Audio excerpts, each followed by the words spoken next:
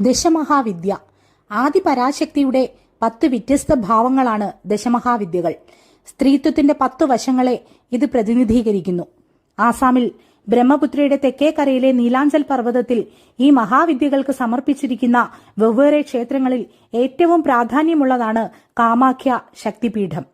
ദക്ഷയാഗ സമയത്ത് ജീവത്യാഗം ചെയ്ത സതീദേവിയുടെ ശരീരം മഹാവിഷ്ണുവിന്റെ സുദർശന ചക്ര പ്രയോഗത്താൽ 108 കഷ്ണങ്ങളായി ചിതറിയപ്പോൾ യോനീഭാഗം വീണ സ്ഥലമാണിതെന്ന് വിശ്വസിക്കുന്നു.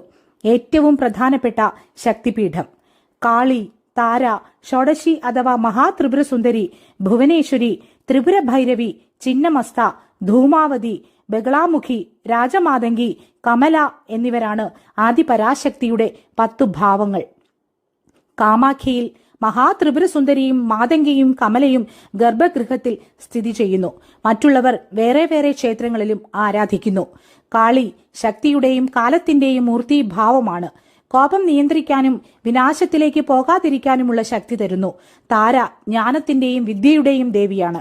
ഷോഡശി അഥവാ മഹാത്രിപുരസുന്ദരി സൗന്ദര്യത്തിന്റെയും സൗഭാഗ്യത്തിന്റെയും ദേവിയാണ്. ഭുവനേശ്വരി ലോകത്തെ സൃഷ്ടിക്കുകയും നിലനിർത്തുകയും ചെയ്യുന്ന ദേവി, സഹനശക്തി നൽകുന്ന ദേവി. ത്രിപുര ഭൈരവി ഭയത്തെ ഇല്ലാതാക്കുന്ന ദേവി. ചിന്നമസ്ത ആത്മീയ വളർച്ചയ്ക്ക് വേണ്ടിയുള്ള ത്യാഗത്തിന്റെ പ്രതീകം. ധൂമാവതി ദാരിദ്ര്യത്തെയും ദുരിതങ്ങളെയും ഇല്ലാതാക്കുന്ന ദേവി. ബഗളാമുഖി ശത്രുക്കളെ ഇല്ലാതാക്കുകയും വേണ്ടപ്പോൾ വേണ്ട പോലെ സംസാരിക്കാനും മൗനം പാലിക്കാനുമുള്ള കഴിവ് നൽകുന്നു. രാജമാതങ്കി വിവേകത്തിന്റെയും സ്നേഹത്തിന്റെയും ദേവിയാണ്. ബുദ്ധിശക്തി പ്രദാനം ചെയ്യുന്നവൾ. കമല ഐശ്വര്യത്തിന്റെയും സമൃദ്ധിയുടെയും ദേവി.